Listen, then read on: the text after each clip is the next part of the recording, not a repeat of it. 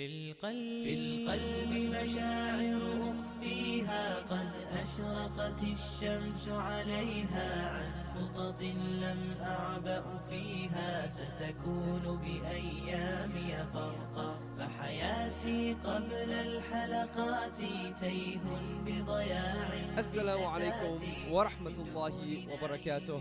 Chat, how are you guys doing?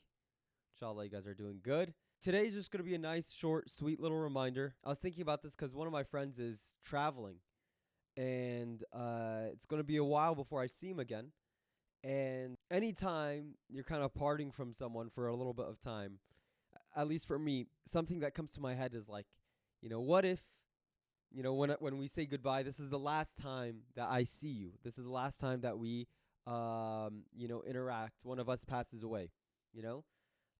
So inshallah today we are going to be talking a little bit about the remembrance of death. So inshallah I'm going to get started with some Quran and yeah. أعوذ بالله من الشيطان الرجيم بسم الله الرحمن الرحيم الذي أحسن كل شيء خلقه وبدأ خلق الإنسان من طين ثم جعل نسله من سلالة من ماء مهين ثم سواه ونفخ فيه من روحه وجعل لكم السمع والأبصار والأفئدة قليلا ما تشكرون وقالوا أإذا ضللنا في الأرض أإنا لفي خلق جديد بل هم بلقاء ربهم كافرون قل يتوفاكم ملك الموت الذي وكل بكم ثم إلى ربكم ترجعون بسم الله الرحمن الرحيم رب اشرح لي صدري ويسر لي أمري واحلل عقدة من لساني يفقهوا قولي. So, as you can see here, these ayahs are talking about the creation of the human and then the fact that death is imminent for everyone. And it's something that we don't like to remember, that we like to distract ourselves from thinking about. But subhanallah, it is something that will sneak up on you. You have a malakul maut alladhi wukila bikum. You have a angel of death that has been put in charge of you, specifically you. And when the time that has been written comes and that place comes, your soul will be taken and you will not be able to delay it for even a second. So, something that I feel is very important to think about is how we are going to be remembered when we are gone, and what are we doing to prepare ourselves for our true life that will be coming up afterwards. Now, I believe basically everything I'm going to say today is not going to be anything new to most of you guys. This is all a reminder. Best reminders benefit the believers. And the first thing that I will remind you of is the hadith of the Prophet sallallahu alaihi wasallam, in which he said, "Remember the destroyer of pleasures. Remember often the destroyer of pleasures, death." Subhanallah, what a profound saying.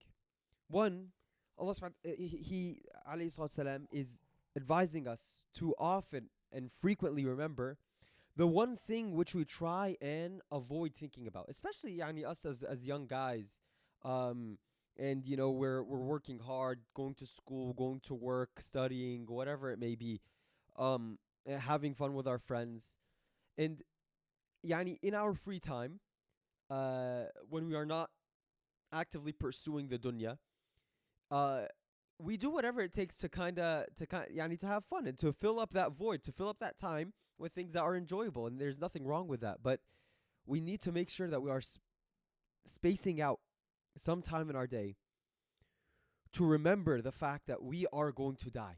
This is true. It's going to happen. This is not some sort of thing that will happen necessarily in 20, 30, 40 years, or it's a long time from now. This is something that can happen to you suddenly, in a second, in a minute, in an hour, in a day. And when you remember that, it becomes the destroyer of pleasures. Because now suddenly you realize that, subhanAllah, what are you spending your time doing? What are you spending your time doing? Wasting time, spending it in haram, or even just in halal things that are not beneficial. And related to this is the struggle of our brothers and sisters overseas. I know many of us, subhanAllah, have checked out a little of what's been going on. Inshallah, not all of us, but I know for a lot of people, this is something that has been expressed a lot to me, that they had to separate themselves from the social media where they're seeing these pictures and videos of their brothers and sisters in Palestine who are being airstriked and bombarded and massacred. May Allah subhanahu wa ta'ala give them victory and protect their children and their women. Ameen. But remembering their struggle and the fact that these people are younger than us, or more pious than us, or had more of their life set out than us. And subhanAllah, Allah subhanahu wa ta'ala chose for them to be killed in gruesome ways, in ways that none of us want to experience. Having this play in your head is not necessarily a bad thing. Because when this plays in your head, this needs to cause a reaction. Ibrahim, I know the video that you're talking about. I know the video that you are talking about with Mu'taz. And you see the corpses disfigured from the bombardment. Ya Allah. It needs to cause in us not just sadness and depression. No. It needs to cause in us to realize the frivolity of everything that we are spending our time doing. Really, what benefit are the other things that we are doing in our life if it's not leading to improving our society, our family, our nafs, our akhirah? If it's not leading to a direct benefit, what are we spending our time doing? We're living more lavishly, and this is something I think about frequently. We're living more lavishly than any king who has ever lived before this modern era. More lavishly than any king. These fat kings who sat around all day with servants doing their bidding. We're living more lavishly than them, in bigger houses than them, in more fine clothes than them, better food than them. We have AC, we have electricity, we have cars, we have blessings that no one could possibly believe. And all of this, the result of all of this, just like the king who gets fat and drunk on his power, is that it numbs your heart. All this dunya, dunya, dunya, dunya, dunya, it numbs and calluses your heart and your soul. And you find it difficult to find khushu' in your salah. You know why that is? It's because you no longer are constantly thinking about your death. The fact that you are going to die and be resurrected and stood before your Lord, while it may be something that you acknowledge to be true, is something that your heart and mind and actions are not actually showing that is true. Your actions are not showing that you truly believe this to be true. Wa alaikum assalam taikatu.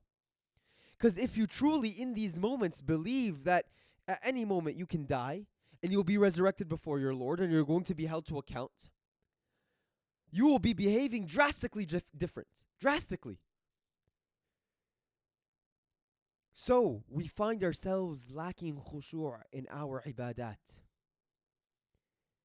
And the proof of this is it's not just me speaking. The proof of this is in Allah subhanahu wa ta'ala's words.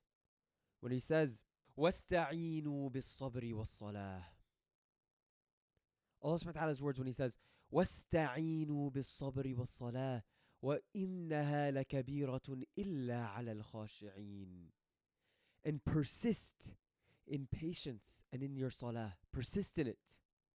وَإِنَّهَا لَكَبِيرَةٌ. And this is a massive thing, a difficult thing, a burdensome thing. إِلَّا عَلَى الْخَاشِعِينَ. Except for those with khushu', sincerity. Who are these people with khushu'? الَّذِينَ يَظُنُّونَ أَنَّهُمْ مُلَاقُو رَبِّهِمْ وَأَنَّهُمْ إِلَيْهِ رَاجِعُونَ. Those people who are certain that they will meet their Lord and turn to Him eventually. Those who are certain that they are going to die and meet and stand before their Lord. Subhanallah. The Prophet ﷺ in another hadith, and this was towards the end of his life, I believe, where he said, I used to forbid you from visiting graves, but now go visit them.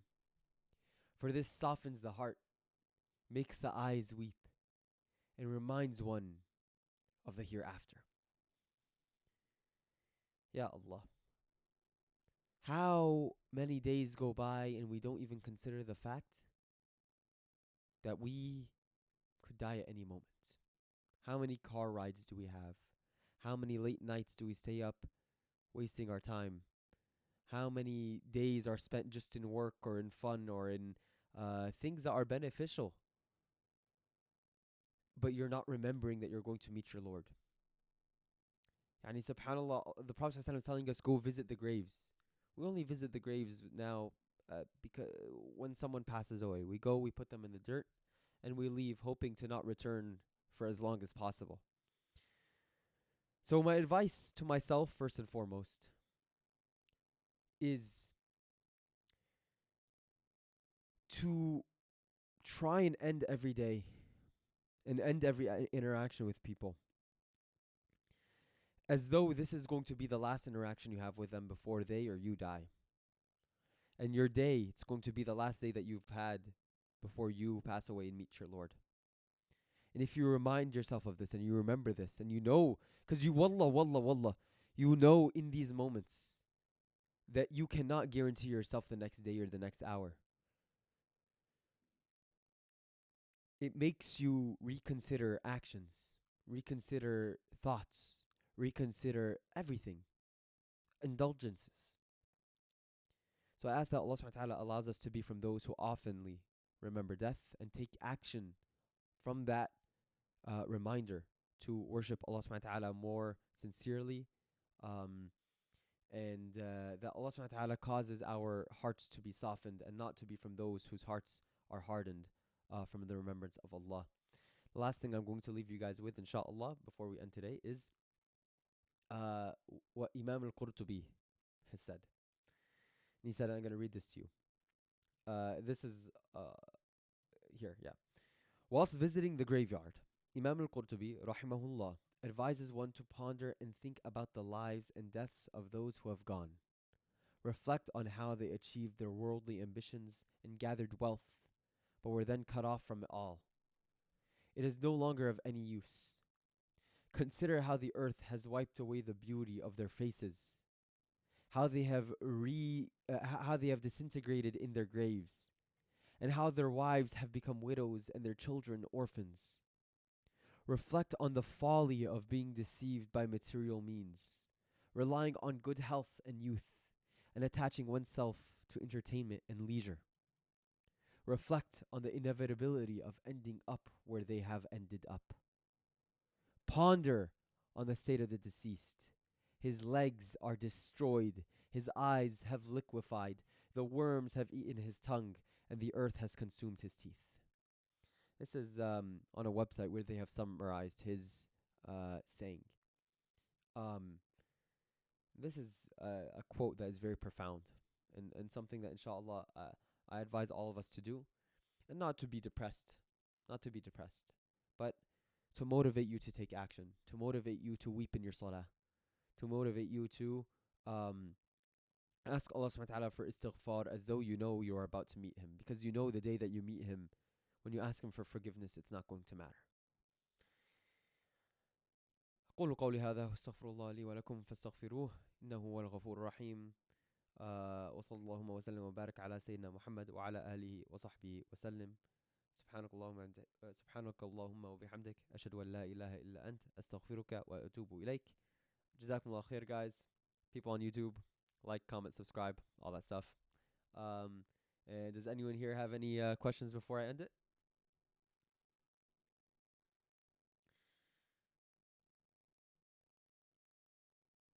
وإياكم وإياكم. Especially, I know, what's it called? Bilal and Zain. All two are younger. Inshallah. This is obviously, yani, we live our lives happily and we have fun. But you need to definitely be aware of the fact that there are so many young people who have reached their death. And mashallah, you guys are doing amazing. I'm very happy with you.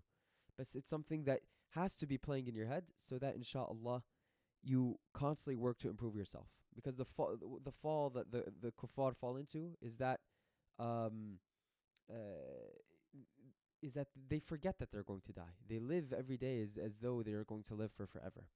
You know?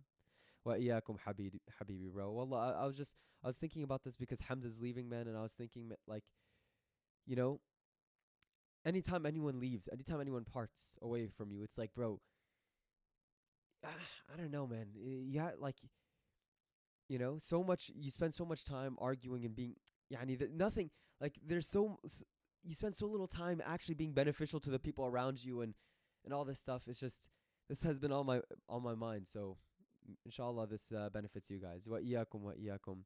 You saw a 4-year-old in Farmersville and he had the same birthday as my brother, same name. Subhanallah, bro. Subhanallah.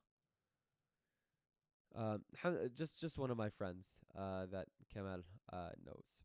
But yeah. All right, inshallah, guys. Make dua for me. Ask Allah subhanahu wa ta'ala for forgiveness, and I will see you guys next time. Assalamu alaikum.